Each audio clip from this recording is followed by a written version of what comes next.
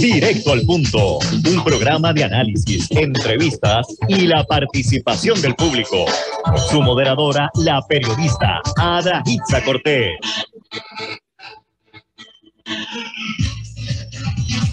Muy buenas tardes a todos los amigos de su programa Directo al Punto. Les saluda Ada Hitza Cortés y usted está por la poderosa, la cadena Guapa Radio, a través de sus 14 emisoras, igualmente por el canal digital y la aplicación celular Guapa Radio. Bienvenidos todos. Y que sigan bajando la aplicación, que ya más de 1.5 millones de personas han estado bajándola y disfrutando de la programación de esta emisora. Igualmente un saludo a Luis Lajara allá en los controles y le damos la bienvenida al primero de los panelistas. Ya mismo se reporta por ahí el otro, el representante Jesús Santa Rodríguez, presidente de la Comisión de Hacienda en la Cámara de Representantes y miembro del Partido Popular Democrático. Bienvenido. Saludos a ti, buenas tardes, Ada, y buenas tardes a Luis. Y no sé si viene Jorge o quién, pero... Sí, Jorge Rodríguez ya está por ahí, me dice, voy por ahí. Muy bien, muy bien. Siempre un placer compartir con todos ustedes y obviamente a nuestro público. Claro que sí. Bueno, hay varios temas, obviamente, pues siempre está la noticia hardcore, ¿verdad? Pero había unos proyectos que me llamaron la atención porque es de los temas que a veces uno lee en las redes sociales, la gente preguntando sobre estos asuntos. Y vimos que se estaba celebrando hoy una vista pública de la Comisión de los Jurídicos que preside otro de nuestros panelistas, Orlando Aponte Rosario, el proyecto de la Cámara 1153 para enmendar el artículo 19 de la ley número 5 del 30 de diciembre del 86, pero lo más importante, el asunto es la administración para el sustento de menores. Y lo que está buscando es que no se le pueda imponer pensión alimentaria a nadie mayor del 40% del ingreso neto, ¿verdad? Del alimentante. Así que me gustaría saber tu opinión de por dónde anda este proyecto, si crees que hay ambiente para esto. No sé si, ¿verdad? En estas vistas ya alguna de las agencias de gobierno se mostraron a favor o en contra. ¿Cómo lo ves? Bueno, ese proyecto yo creo que de distintas modalidades ha ocurrido en distintas sesiones legislativas. En el pasado cuatrenio hubo ciertos intentos de modificar el tipo de la tabla, como le llaman, ¿no? Exacto. Para determinar cuál es el dinero de sustento que tiene que brindar, por lo general es un padre, puede ser también una madre, ¿verdad? Dependiendo de quién tenga la custodia, en el momento que unos padres se divorcian, ¿no? Y aquí ha habido mucha controversia porque si bien es cierto de que en la mayoría de los casos el proceso fluye, hay casos donde por lo general la madre, que es la que tiene el sustento, pues carece del apoyo que debe de brindar responsablemente un padre. Y en ocasiones se quejan de que aun cuando brinden el apoyo es de una cantidad relativamente baja y que no da para darle sustento adecuado a un hijo, ¿no? Por el otro lado está la parte de la versión de los padres, ¿no? Que muchos pues quieren cumplir con esa obligación, pero en distintas situaciones a veces no tienen el ingreso para poder cumplir con esa obligación, dado que cambian de trabajo, se quedan sin trabajo o inclusive en otras obligaciones, porque cada pareja sí que trata de hacer o rehacer su vida y obviamente complica la vivencia de ellos. Yo creo que aquí conlleva muchas vistas públicas. Yo recomendaría, ¿verdad?, buscar un consenso de cuál es esa medida justa, si existe, ¿no? Y probablemente yo creo que en muchos de estos casos, así como se ven en las cortes, caso por caso, yo creo que tiene que haber una referencia que sea un cálculo más o menos estimado, pero yo creo que cada situación es algo distinta. Y lo ideal al final del día tiene que ser que el menor no sufra. O sea, el menor tiene que recibir el sustento que necesita para poder desarrollarse y poder llegar a la adultez, ¿no? Con Exacto. obviamente el cariño de ambos padres, pero tiene que ser Sacando apoyo económico. un 40% de una persona que gana un sueldo miserable es un montón de chavos, versus el 40% de algo que gana bien y que tiene a lo mejor 2 trabajos o algo así. Claro, pero ponlo en la situación que estuviese casado, posiblemente tenga que sacar más o menos el mismo dinero, ¿no? Obviamente hay una complejidad cuando las personas se separan porque hay unos gastos que tiene cada persona. Por ejemplo, no es lo mismo tú estar casado y pagar una casa que estar divorciado y pagar 2, o una misma familia que antes pagaba una, pagaba 2, entre otras cosas, ¿no? En cuestión de gastos de inclusive la manutención del menor. O sea, no es un tema muy fácil. Yo creo que hay que ver ambas partes, pero yo creo que al final del día lo principal, lo prioritario debe ser el bienestar del menor. Seguro. Obviamente. Le damos la bienvenida al licenciado Jorge Rodríguez Feliciano por aquí, representando al Partido Nuevo Progresista y Partido Republicano también, si quieren. Hola. Saludos a todos, Jesús, el representante Jesús Santa, a la audiencia de Guapa Radio y a todos los correligionarios republicanos que me escuchan a través de Guapa Radio. Saludos. Mira, saludos. Estamos hablando como primer tema el asunto de la enmienda que se está proponiendo para la administración del sustento de menores en esa ley para que la pensión será no mayor del 40% de los ingresos, ¿verdad?, del alimentante. Y me estaba diciendo Jesús Santa que se han intentado muchas veces enmendarlo, pero han pasado, ¿verdad?, ciertas cosas en la Cámara, tanto como en el Senado. Me gustaría saber tu opinión, ¿cómo ves este proyecto? Bueno, este proyecto va a requerir una serie de discusiones y probablemente una sustentación con estudios que valide esa métrica de los porcientos que se están proponiendo. Porque proponer porciento lo propone cualquiera. La realidad de la vida, la realidad de la economía, la realidad de cuál es el potencial de cambio positivo o negativo en una persona que se ve involucrada en este tipo de situación, hay que medirla.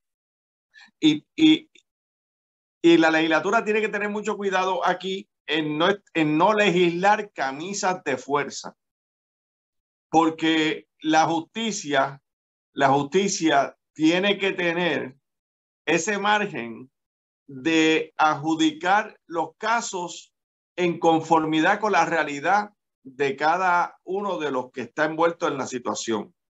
No todo el mundo eso de one size fits all, un size le sirve a todo el mundo. Eso no aplica aquí. Y que me disculpen los trabajadores sociales y algunos otros que son expertos también, y yo no le menoscabo eso. Pero yo lo veo desde el punto de vista de alguien que brega con números, que mira la economía, que sabemos que a veces estas camisas de fuerza lo que hacen es que complican en vez de promover solución.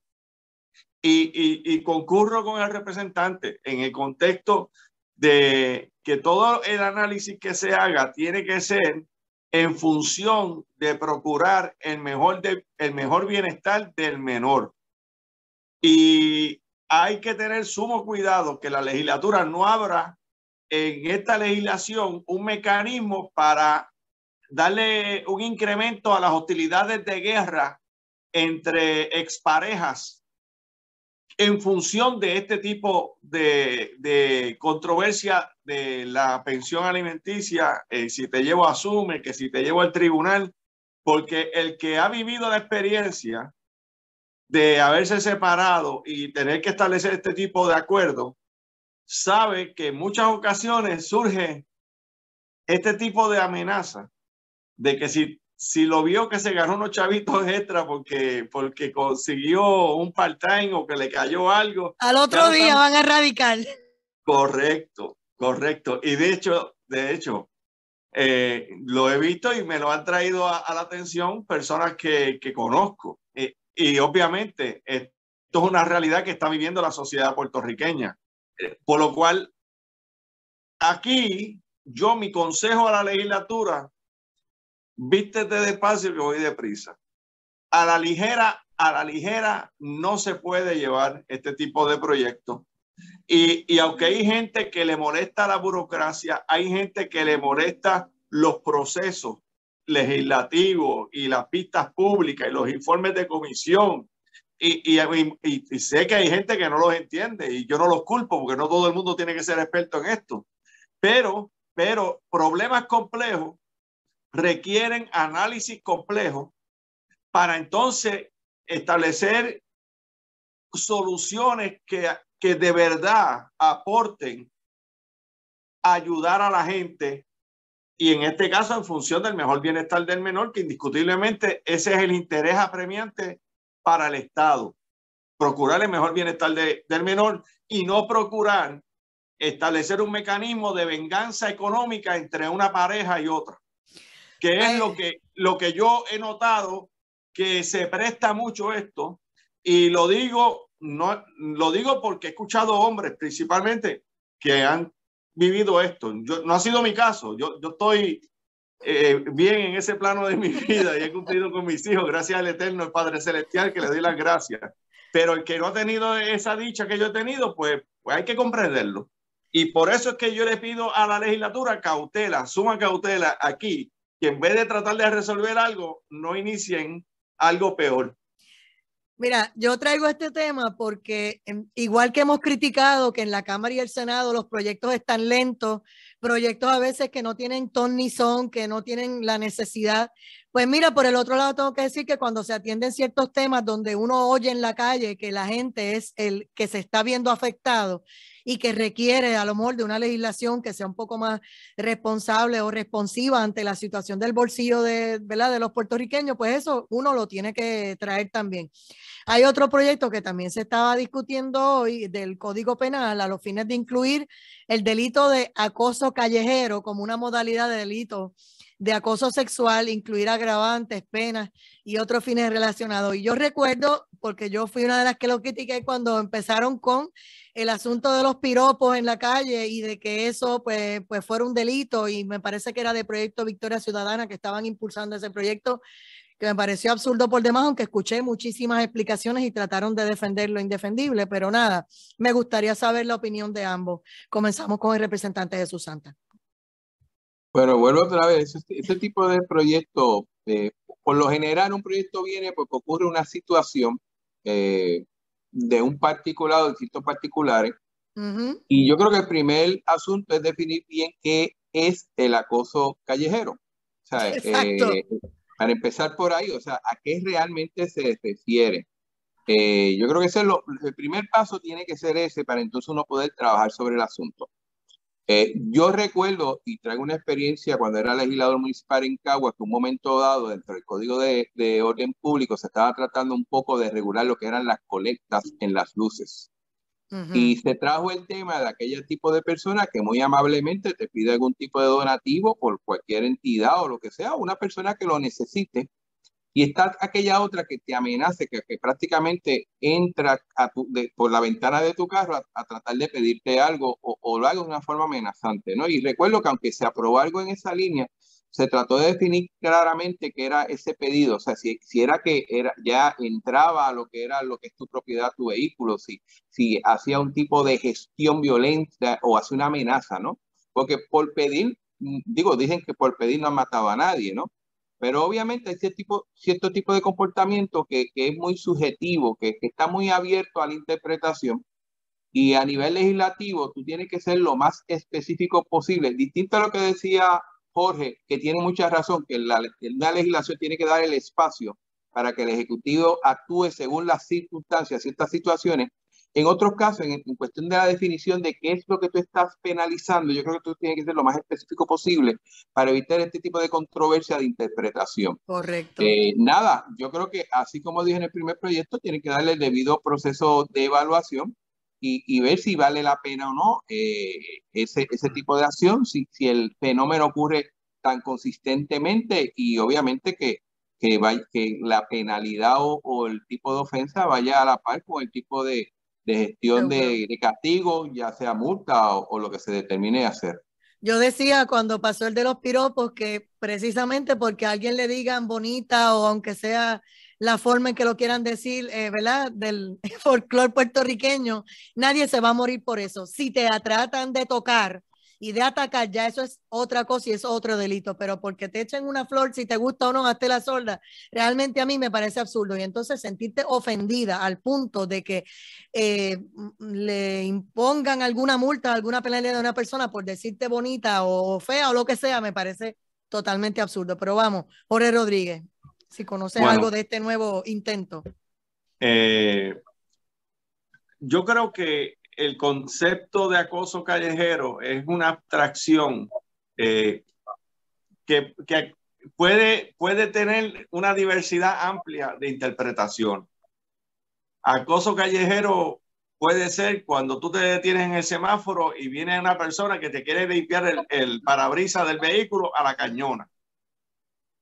Puede ser alguien que te salió con un billete de la lotería porque quiere que tú te pegues en el millón. Puede ser una mujer que te pellizca. Las mujeres, digo, pasa de todo, ¿verdad? Pasa de los hombres y pasa de las mujeres. Vamos a plantearlo de esa manera. O sea, ¿qué específicamente está pensando el que quiere enmendar el artículo 135 del Código? Padre amado, exactamente. ¿Por qué se inventa un concepto tan abstracto como la Vía Láctea? Por el amor de Dios. Entonces, esto es en Puerto Rico. Perdóneme que lo diga así. Esto es en Puerto Rico. Si usted me dice a mí, vamos a tipificar como delito el acoso callejero para establecer que será delito intervenir con cualquier conductor en las vías públicas de Puerto Rico a razón de solicitar dinero de ese conductor y que se prohíba que se ubiquen personas en las intersecciones o en las carreteras para ese propósito y se le quiere llamar acoso callejero a eso, pero está claramente definido que es para pedir dinero en la calle y lo vemos y creo que algo se debería hacer sobre esto. Por ejemplo, ¿qué van a hacer con los piropos? ¿Qué van a hacer con los piropos? Bueno, los piropos, yo digo esto. La primera enmienda de la Constitución de Estados Unidos garantiza la libertad de expresión. Libertad de expresión, freedom of speech, is not a license to be stupid. O sea, la libertad de expresión no es una licencia para ser estúpido. Usted sabe lo que usted puede decir y usted sabe lo que usted no debe decir.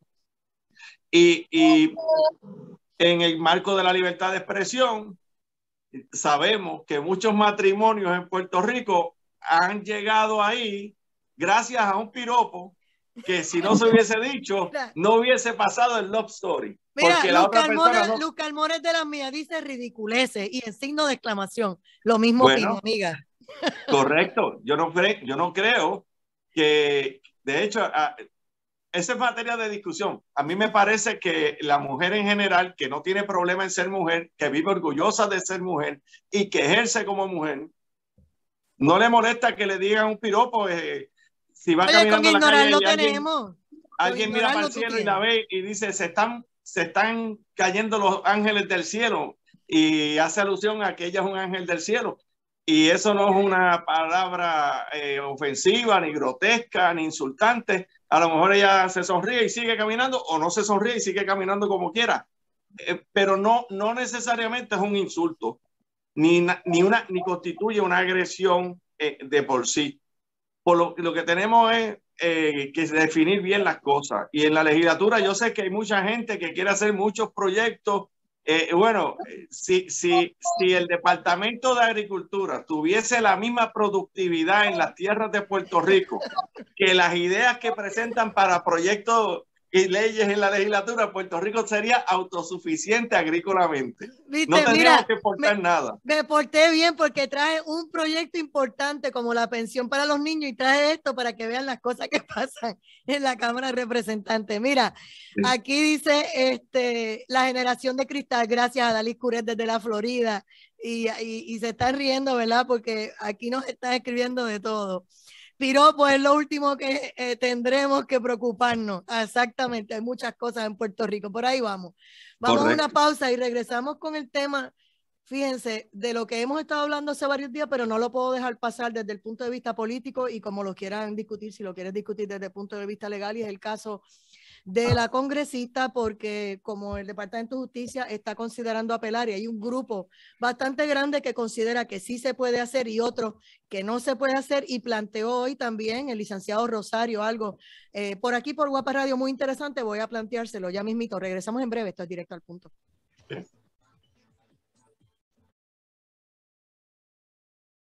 Y regresamos a Directo al Punto. Soy Adahitza Cortés y estamos en el panel de análisis político con el representante Jesús Santa Rodríguez y el licenciado Jorge Rodríguez Feliciano. Y les dejaba el tema sobre la mesa con relación a la delegada Elizabeth Torres, porque cuando uno lee lo que nos escribe en tweet su licenciado, ¿verdad? Su asesor legal, Michael Corona, que dice una cosa que nadie ha expresado: la victoria judicial de Torres ayuda a los otros delegados a defenderse de caprichos de políticos, de querer destituirlos si caen en desgracia con los poderosos y asesores en el futuro. Y por el otro lado, leemos de Luis Dávila Colón, que dice que Pierluisi debe ordenar el paro de los pagos a la delegada Torres, ya que esta determinación sería inapelable e irreversible por ser una cuestión política no sujeta a escrutinio judicial, según la lógica del juez Cuevas. Y entonces escuchamos también al licenciado Rosario, que en un momento dado trabajó, ¿verdad?, en puestos importantes en la Fortaleza bajo Ricardo Rosselló Nevares, y dijo que se le debía suspender el salario y que fuera ella la que fuera al tribunal a probar, a demostrar si realmente era por trabajo o era por el salario que ella quería estar como delegada, y que se abriera otro tipo de dinámica. Pero de la manera en que se llevó el caso en el Departamento de Justicia, pues le parece que no, a lo mejor no era el más correcto, pero insiste en que el gobierno puede hacer algo todavía en este caso. Y yo les pregunto a ambos, porque esto no es solamente la delegada Elizabeth Torres, no es un bochinche nada más de comadre. O sea, aquí estamos hablando de muchas cosas que se están jugando en juego, porque hoy es este proyecto, mañana puede ser otro, basado en cualquier otro asunto que crea el Partido Popular o crea el Partido No Progresista o crea el Partido Independentista. O sea, es un tema bien neurálgico, y me gustaría saber la opinión de Jesús Santa Rodríguez. Yo creo que le corresponde a Jorge que ese ¿Quieres darle ese privilegio que arranque? Dale, Jorge, arranca. En lo que yo sigo comiendo popcorn. Muy bien, dale. Bueno, vamos a tomar el asunto y somos todos oídos, y yo también quiero popcorn. Dejamos que Jesús Santa saboree el popcorn en lo que yo digo algo. Lo primero que yo creo que el pueblo debe tener presente es que la litigación es en los tribunales. Yo no creo en la litigación por onda hertziana. Por onda hertziana, todos los abogados ganan los casos. Donde realmente hay que ganarlo es en el tribunal. El gobernador dio unas instrucciones, presumiblemente para que se haga la activación del artículo 8 de la ley 167, que permite que se acuda a un tribunal de primera instancia para que se descualifique a un delegado que incumpla con su juramento. El juez dice en su desestimación de la demanda al secretario de Justicia que esto es political question, que la rama judicial no es el foro para destituir a ninguna persona, exceptuando los abogados que están regidos por unas leyes especiales. Y también dice el juez que la Constitución le otorga exclusivamente a la rama ejecutiva la función de destituir.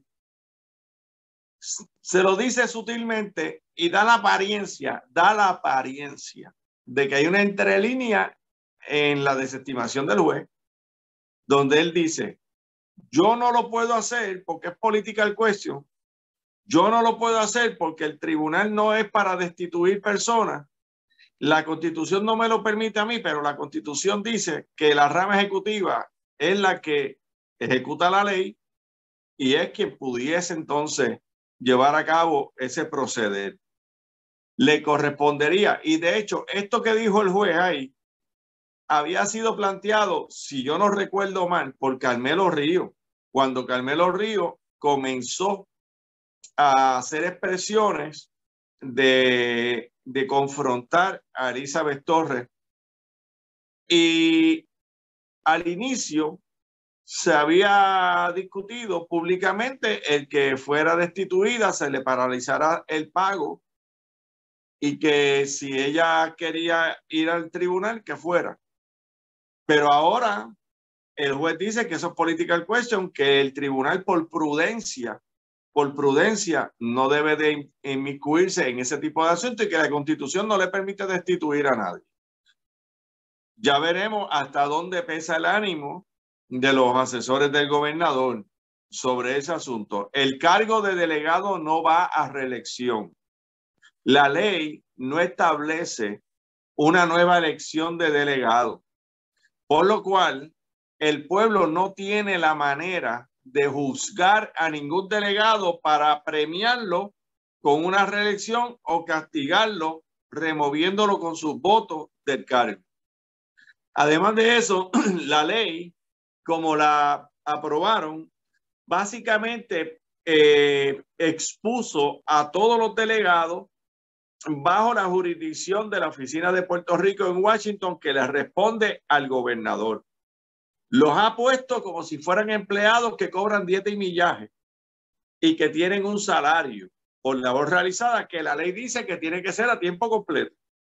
Y la ley dice que el que ocupa el cargo se compromete bajo juramento a hacer las gestiones para que Puerto Rico sea admitido como un estado como votó el pueblo en el referéndum del 2020.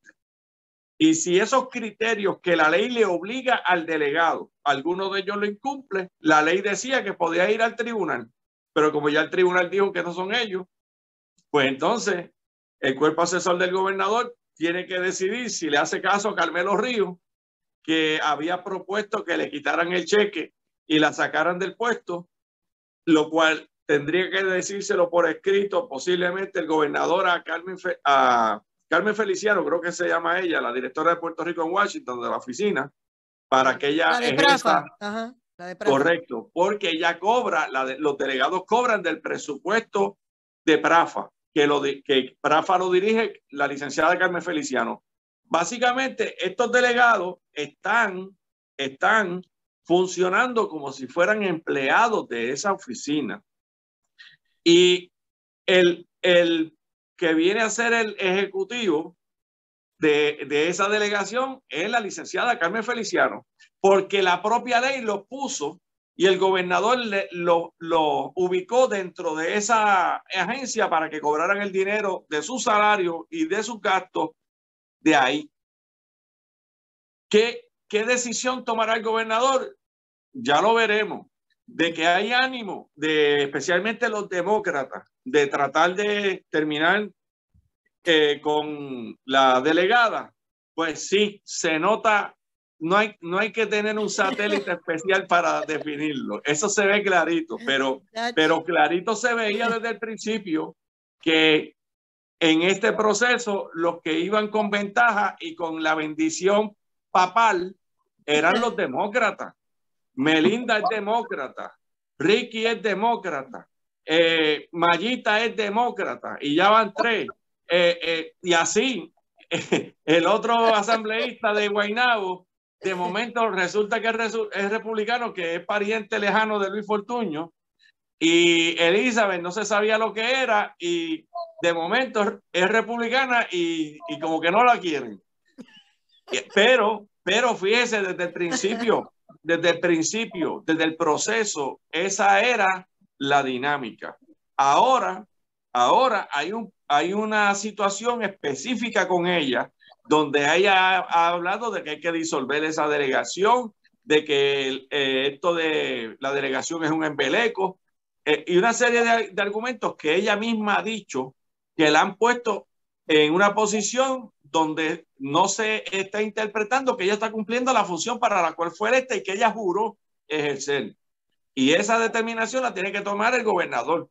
Si le va a hacer caso al consejo de Carmelo, que desde el inicio le dijo, párale el cheque y sácala del puesto, o si la deja correr, ¿cómo va? Porque al final de cuentas no es reelección y deja que el cuatrenio se termine con ella teniendo el beneficio del salario, haga o no haga, o haga lo que haga, no importa, porque es political question. Vamos a ver qué opina de todo este asunto Jesús Santa. Bueno, yo me voy a ir por la parte técnica, yo no me voy a meter en la dinámica si ya ha cumplido o no con el juramento. El hecho es bien sencillo. Yo digo, más allá de que la ley se hizo a la prisa y no contempló todo lo que a mi entender tenía que complementar o complementar una ley que está determinando una elección de personas para ocupar un puesto. O sea, yo creo que esa es la gran diferencia aquí. Tú tienes 6 personas que por un proceso, por más cuestionado como sea, fueron electas por un grupo de personas. Fueron electas en una elección. Y aunque el licenciado tiene toda la razón, literalmente están funcionando como si fueran empleados del Ejecutivo, la gran diferencia es que no fueron nombrados por el Ejecutivo. Fueron nombrados por un grupo de personas. Fueron electos como tal. Fueron a votar en las urnas, así. Entonces, Exacto. por lo general, si tú buscas todos los procedimientos, tanto en la Constitución como fuera de ella, siempre hay un proceso a seguir cuando tú vas a destituir una persona electa, desde gobernador, obviamente el comisionado residente depende de lo que diga el Congreso, los alcaldes, los legisladores municipales, los legisladores estatales, todo el Cámara Senado tiene un procedimiento a seguir por si tú violas una norma o no cumples con el juramento, entiéndase, o has cometido un delito, ¿qué proceso tú tienes que seguir para poder ser destituido? Y eventualmente inclusive hay un proceso para buscar el sustituto. Esta ley no cubre eso. Y yo creo que ese es el gran fallo de esta ley. No pensaron quizás en esa línea. Y entonces tienes una persona que no fue nombrada por el Ejecutivo, ni por la directora de PRAFA, ni nada. Fue electa, pero literalmente haciendo las funciones de lo que es un empleado común y corriente en una agencia. Y yo creo que eso es un tema que yo soy ingeniero, no soy abogado, pero yo creo que los abogados es interesante porque en esa mezcla, en ese injerto, cómo tú resuelves el problema si es que tiene una solución. Obviamente está la parte política por un lado. Es obvio que el PNP o el grupo más estadista no está conforme, no sé si por su gestión o sus opiniones o ambos, ¿no? Pero yo creo que ese es el gran dilema como tal. Y yo me pregunto, si es electa, no es decir yo, determinada por o elegida por un gobernante o un ejecutivo, ¿quién realmente determina que está cumpliendo o no sus funciones? No sé, o sea, es interesante el caso. Obviamente parte de lo que mi juicio es una mala ley creada a la prisa. Esto fue aprobado en diciembre 20 y pico, y no cubrió Recordamos. y obviamente le crea, a mi entender, un pequeño problema al PNP, especialmente con personas, porque me parece que hay gente ahí que quiere luchar, ¿verdad? Y hacer lo más posible por la estadidad. Yo no dudo que ella no quiera hacer lo mismo. Lo que pasa es que ella está viendo esto de otra manera y ha sido muy vocal en sus expresiones, que dicen que el pez muere por la boca, ¿no? Y en ese sentido yo creo que ha sido el gran error que ella ha cometido. Mira, Elvin Vega Vázquez, gracias por escribirnos, dice: dime, ¿qué sabemos del trabajo de los demás que están en ese cargo? Cuidado, no se conviertan en dictadores como los demócratas del continente. Fíjate que esa es otra visión que la gente dice, cuidado que por sacarla a ella, entonces a lo mejor ni está de acuerdo con ella, si le gusta a ella o no como candidata, lo que le preocupa es los procesos, lo que tú estás hablando, y la democracia, lo más importante. Y bueno, vamos a ver cómo termina, ¿verdad? Todo esto. Jorge, ¿algo más antes de pasar a otro tema? Bueno, el cargo dice que el trabajo es a tiempo completo. De acuerdo al secretario del PNP, que es Carmelo Ríos, él mismo dijo que ella era estudiante de Derecho a tiempo completo y que él quería saber cómo era que ella era estudiante a tiempo completo y a la misma vez delegada a tiempo completo. Y ese argumento lo debió haber llevado en el recurso del secretario de Justicia. No sé si lo hizo, porque no vi bases de prueba sobre ese particular. Pero a mí no me extrañaría que Carmelo haga las gestiones para terminar de darle un jaque mate a ella, porque ya hay un ánimo muy caldeado de parte de ella hacia el gobernador, principalmente porque no he escuchado al gobernador atacándola, pero ella se ha referido con palabras muy fuertes hacia el gobernador, lo cual yo creo que le ha perjudicado mucho. También está la situación del compañero consensual de ella y la situación del indulto que se estuvo procurando con Wanda Vázquez. Todo esto le ha perjudicado. Ahora se abre el campo de las interpretaciones y de lo que es verdad y lo que no es verdad Ya veremos. Al final de cuentas, el pueblo de Puerto Rico espera que los delegados hagan la gestión y que se complete el proceso. Hay un proyecto, no un proyecto, hay una conversación ahora para un proyecto conciliatorio impulsado por el líder de la Cámara, Lenny Hoyer, que es demócrata y que ha puesto sorprendentemente a Nidia Velázquez en conversaciones con Jennifer González con miras a un entendido que permita que la Cámara apruebe algo para la solución del estatus de Puerto Rico, donde pudiese estar la estadidad, la República Asociada en el menú, si es que se ponen de acuerdo y el Congreso lo aprueba.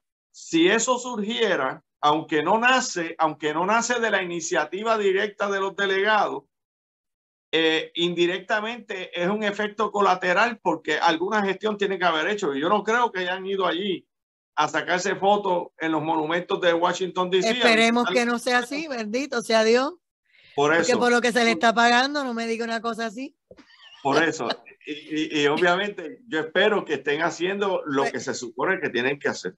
Pues vamos a ver, ya que tocaste ese tema, Jesús Santa, ¿crees que vaya para algún lado este proyecto de Nidia Velázquez y de la comisionada residente cuando falta tan poco, ¿verdad? Para que termine este cuerpo, ¿verdad? Porque ya mismo van en el midterm, van a elecciones. ¿Qué va a pasar con eso? Mira, yo no sé si prospere o no, pero yo siempre he planteado y he tratado de ser consistente en esto, que cualquier medida o cualquier discusión sobre el estatus, oye, me agrade o no a mí, yo creo que es saludable porque yo creo que si algún impedimento hemos tenido de tratar de manejar este asunto es porque los mismos Estados Unidos, el mismo Congreso ha sido muy lento o no ha querido tocar el asunto. Así que independientemente si se logra o no algo, y ojalá se logre algo, ¿no? Y que aun cuando sea aprobado únicamente en el Congreso, yo creo que pone un poco el tema en el área, ¿no? Lo pone en el Congreso. Y es importante que allá entiendan que entre muchas cosas importantes tenemos que trabajar con este asunto. Obviamente yo siempre he pedido consenso, yo siempre he pedido que sea en justas reglas, ¿no? Como tal. Pero es importante eso porque en la medida que se sigue haciendo esfuerzo y no se hace nada, como pasaron los últimos 4 años, con un Congreso republicano y después con un Congreso demócrata, que no pasó nada, eso yo creo que no es bueno para el país en cuestión de que se trabaje de alguna manera pues el asunto del estatus. Así que realmente no sé decirte qué opciones reales existen de que surja algo o no, pero el hecho de que se esté hablando, y no estamos hablando de gente de pequeñas ligas, o sea, la congresista Nidia Velázquez tiene un sitial bastante alto entre el grupo demócrata y el otro congresista no es tampoco un pelotero de pequeñas ligas. El hecho de que este tipo de congresista esté de alguna manera interesado en que esto corra, yo creo que es bueno para el país, independientemente se logre algo o no. Mira, de hecho, si me permite. Sí, adelante, Jorge. En la penúltima vez que yo estuve en el Congreso haciendo gestiones de cabildeo a favor de la estadidad, precisamente para Puerto Rico, yo tuve la oportunidad de tener una conversación con Nidia Velázquez, al igual que con Luis Gutiérrez, que para ese momento era congresista también. Y yo comparto esta anécdota. Mientras, yo pude hablar con los dos, pero mientras yo visitaba, y yo creo que yo visité en los días que yo, o sea, en las semanas que estuve allá, sobre tal vez 150 oficinas de congresistas. Salíamos de una oficina de visitarlo y a unos cuantos metros de distancia venían 2 personas que eran cabilderos entrando a los mismos sitios que nosotros entrábamos. Y a mí me intrigó porque parecía que nos estaban siguiendo y mi sospecha la corroboré muy bien. Nosotros salíamos y ellos entraban, le presentaban un video de unos jíbaros escamisados con las costillas por fuera, la masacre de Ponce, las mujeres lavando ropa en las piedras de los ríos, y le decían a los congresistas que eso era Puerto Rico, y también le decían que las mujeres de Puerto Rico se preñaban de hombres diferentes para coger más cupones, que eso le salía caro al gobierno federal, que no le dieran la estadidad a Puerto Rico, y desprestigiando a la mujer puertorriqueña y desprestigiando a Puerto Rico, promovían paralizar el asunto del estatus. Ahora, el diálogo entre Jennifer y Nidia, que ya sabremos si da fruto o no, como mínimo estamos viendo de que la congresista no va a aceptar, según ella ha dicho, que el estatus actual esté en el menú. En otras palabras, o es república asociada o la república socialista que siempre ha querido el PIB sin contar con ningún amarre de pacto con Estados Unidos, o la estadidad. Y ya estaremos por verlo. Y hay que mirar también si el presidente del Partido Popular o los cabilderos que tiene Tatito y José Luis Dalmau allá actúan de nuevo para tratar de descarrilar lo que pudiese ser un acuerdo entre Jennifer y Nidia Velázquez. Eso estará por verse.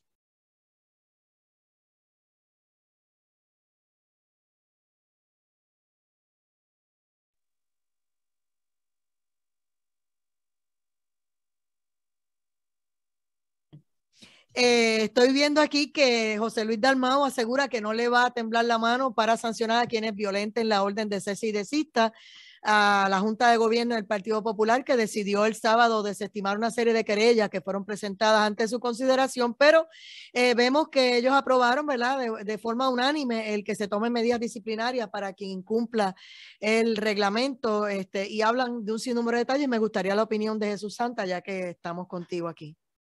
Bueno, yo no soy parte de la Junta de Gobierno, yo sí fui parte de lo que fue la reunión del miércoles con los legisladores, ¿no? ¿Cómo ves esta situación, este reclamo, esta exigencia de José Luis Dalmau?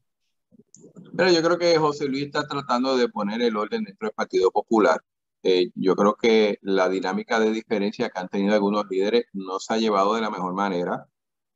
Yo siempre he dicho, el Partido Popular, uno de los grandes retos que tiene es un partido de centro, y como partido de centro tú tienes gente pensando de forma distinta. O sea, hay muchos temas que un partido de centro, tú ves gente que piensa son más conservadores o son más liberales, sin contar aquellas riñas políticas que hay en todos los partidos, pero por alguna situación particular, en este mes pues surgió más públicamente, fue más vocal.